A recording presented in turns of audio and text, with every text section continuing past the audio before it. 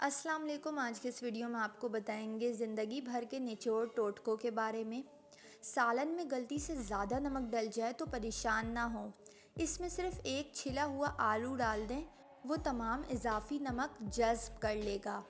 अगर आप तसल्ली करना चाहती हैं कि अंडा ख़राब तो नहीं, तो अंडे को ठंडे नमक मिले पानी में डाल दें। अगर वो तैरने लगे तो समझ जाएं कि अंडा ख़राब है, और अगर डूब जाए तो समझ लें कि अंडा ठीक है। सर दर्द का बेहतरीन इलाज।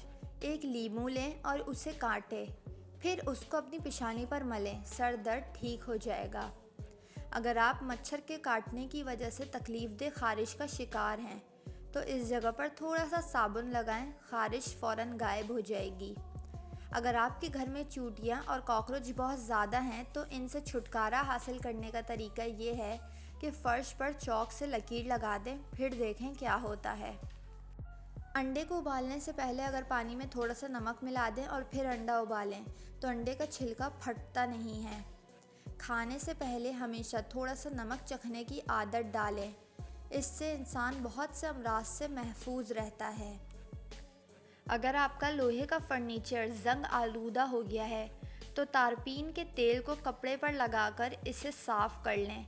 लोहे का फर्नीचर बिल्कुल नया जैसा हो जाएगा।